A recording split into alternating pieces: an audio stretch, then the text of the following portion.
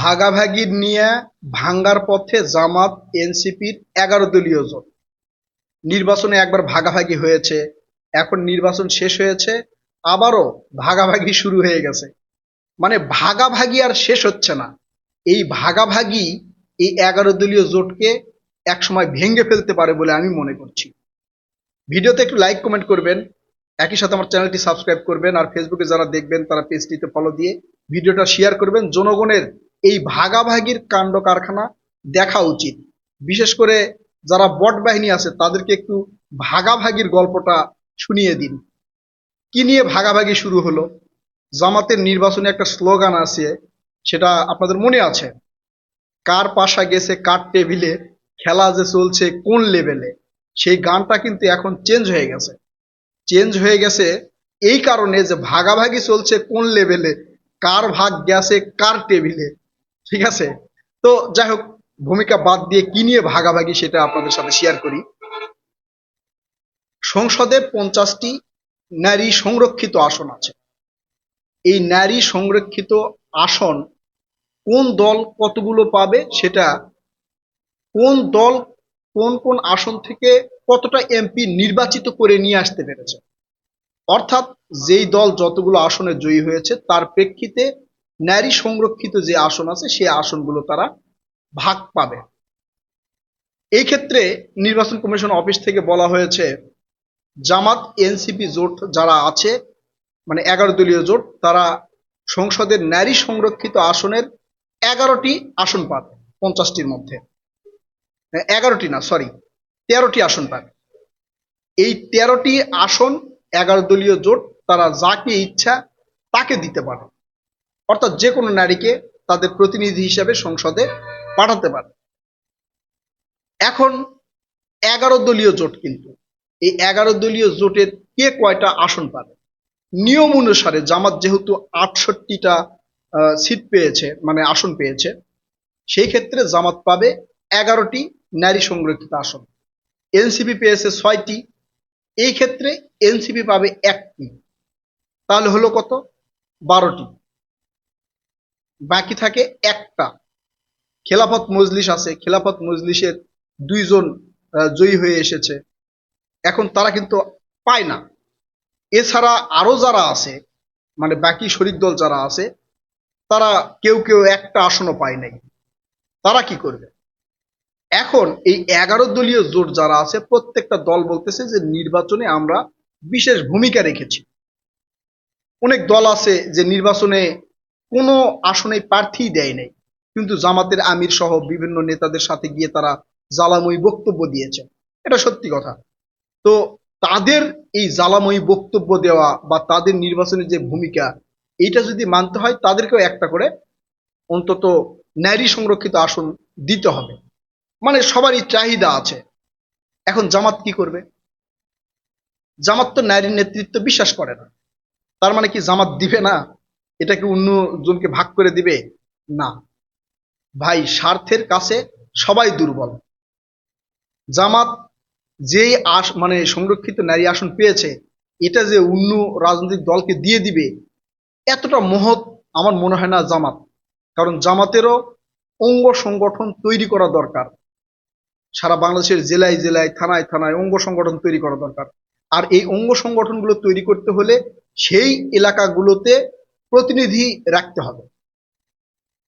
ধরেন জামাতের 68টি আসন আছে, অর্থাৎ 68টা উপজেলা বা আসনে যদি জামাতের এমপিরা থাকে, আরো 11টা যদি হয়, তাহলে এর সাথে 68টার সাথে 11টা যুক্ত হলে আপনার হয়ে যায় হচ্ছে 77টা। অর্থাৎ 77টা আসনে জামাত নেতৃত্ব পাবে, সেখানে তাদের অঙ্গ সংগঠন পরিচালনা করার নেতা পাবে। আর যাদের নেয়, মানে অন্যান্য অঙ্গ সংগঠনের মানে শরিক যারা আছে তাদের নেয়, তারা কিভাবে দিবে? এখন জামাত যদি এটা ভাগ করে দেয়, তাহলে জামাতের নেতৃত্ব কমে যাবে। একটা উদাহরণ দেই, ধরেন এই যে ঢাকা 8 আসনে এখানে মির্জা আব্বাস জয়ী হয়েছে, এখানে জামাতের কেউ নাই। ওই জায়গায় যদি কোনো অঙ্গ সংগঠন তৈরি করতে হয়, যেমন এই যে বিএনপির মতো ছাত্র দল, যুব দল, এরকম ভাবে যদি জামাত, যেমন শিবির আছে, শিবিরের সাথে আরো অঙ্গ সংগঠন যদি তারা তৈরি করতে চায়, যুব জামাত টামাত তৈরি করতে চায়, তাহলে ওই আসনে কিন্তু একটা নেতৃত্বের প্রয়োজন। এখন ওখান থেকে যদি একটা নারী জামাত এই সংসদে পাঠায়, মানে এমপি হিসাবে যদি পাঠায় সংরক্ষিত আসনে, তাহলে কিন্তু সেখানে একটা নেতৃত্ব পাবে জামাত, তার নেতৃত্বে সেখানে অঙ্গ সংগঠন গড়ে উঠবে। এখন জামাত কি এটা ছেড়ে দিবে? এই সুযোগটা কি জামাত ছেড়ে দিবে বলে আপনাদের মনে হয়? আমার মনে হয় না জামাত ছেড়ে দিবে। কারণ যে দলকে দিবে সেই দল ওই জায়গায় শক্তিশালী হয়ে উঠবে। এখন এগুলো নিয়ে টানাপোড়েন শুরু হয়েছে। এনসিপির পক্ষ থেকে অবশ্য বলা হয়েছে, সার্জিস আলম বলেছেন যে আমরা 6টি আসন পেয়েছি, আমাদের ভাগে একটা নারী আসন পাই। সেই ক্ষেত্রে তাদের 2 জন আছে, তার মধ্যে এই যে মুখ্য সংগঠক ফাহমিদা মিতু মনে হয়, তার নাম আলোচনায় আছে, সে যেতে পারে। অর্থাৎ এনসিপি হয়তো খুব একটা টানাটানি করবে না, কিন্তু অন্যান্য শরিক দল যারা আছে তারা কিন্তু টানাটানি করবে। যেমন খেলাফত মজলিসের আমির মামুনুল হক, তিনি বলেছেন যে আমাদেরকে তো অন্তত একটা আসন দেওয়া উচিত। এরপরে ওই যে এবি পার্টির, এলডিবি পার্টির, জাকপা পার্টি যারা জামাতের সাথে জোট করেছে, তারা সবাই বলতেছে আমরা তো নির্বাচনে ভূমিকা রেখেছি, তো আমাদেরকে অন্তত একটা করে দেওয়া উচিত। তো একটা করে যদি দিয়ে দেয় তাহলে তো জামাতের থাকতেছে না।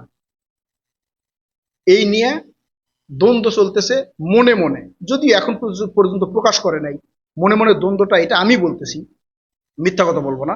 তারা এটা এখন পর্যন্ত প্রকাশ করে নাই, তবে তারা প্রকাশ করেছে যে আমাদের প্রত্যাশা আছে, প্রত্যেকটা দলেরই প্রত্যাশা আছে যে আমাদেরকে একটি করে সংরক্ষিত নারী আসন দিবে। এখন যদি যারা হচ্ছে একটা আসনও পায় নাই তাদেরকে যদি একটা দেয়, তাহলে এনসিপি তো এখানে ডিমান্ড করে বসতে পারে যে ওরা একটা আসন না পেয়েও যদি একটা নারী সংরক্ষিত আসন পায়, তাহলে আমাদের আলোচনায় যে 2টা আছে তাহলে আমাদেরকে 2টা দেন, এটা তো বলতে পারে। তো এগুলো নিয়ে মোটামুটি নিজেদের মধ্যে আলাপ আলোচনা তারা করতেছে, তবে এটা মোটামুটি একটা মনোমালিন্যের সৃষ্টি করবে। কারণ হয়তো এক দলকে দিবে, আরেক দল মানে মন খারাপ করে রাখবে, আরেক দল মন খারাপ করে রাখবে, তো জোটের এই একটা ঝামেলা, জামাত এনসিপি জোটের এই একটা ঝামেলা। জামাত যেমন নির্বাচনের ক্ষেত্রে সবাইকে কাছে টানতে যা চেয়েছে তাই দিয়েছে, এনসিপি 30টা আসন চেয়েছে, এনসিপি 30টা দিয়েছে। খেলাফত মজলিস যা চেয়েছে খেলাফত মজলিসকে দিয়েছে। এবি পার্টি যা চাইছে, মানে এগুলো নির্বাচনের জোট করার জন্য, নির্বাচনে জয়ী হওয়ার জন্য কিন্তু এটা জামাত করেছে। এখন তো জামাতের সেই মানে ভয় নাই যে এখন জোট থেকে চলে গেলে নির্বাচনে আমরা একটু দুর্বল হয়ে যাব, বিরোধী দল সবল হবে, এই ভয়টা কিন্তু জামাতের এখন নাই। বিধায় জামাত এখন কি করবে এটাই দেখার পালা। তবে আমার মনে হচ্ছে না যে জামাত আসলে এই নারী সংরক্ষিত যে আসনগুলো এটা সবাইকে বিলিয়ে দিবে, এটা আমার মনে হচ্ছে না। কারণ একটা উদাহরণ দিলাম, ওইভাবে জামাতের অঙ্গ সংগঠন তৈরি করতে হবে এবং সেটাই করবে জামাত। না হলে তো মানে একের পর এক, এই যে যেমন এই নির্বাচনে 68টা আসন পাইছে, পরবর্তী নির্বাচন আরো হার্ড হবে। নির্বাচন যত দিন যাবে নির্বাচন কিন্তু কঠিন হবে। এটা বিএনপির জন্য কঠিন হবে, জামাতের জন্য, সকল রাজনৈতিক দলগুলোর জন্যই কঠিন হবে। প্রিয় কলিজার ভাই বোন, আপনারা কি মনে করছেন? জামাত কি আসলেই এই নারী সংরক্ষিত আসনগুলো কি ভাগ করে দিবে? আপনারা আপনাদের মূল্যবান মতামত কমেন্ট করে জানাবেন। কথা হবে নতুন কোনো ভিডিওতে।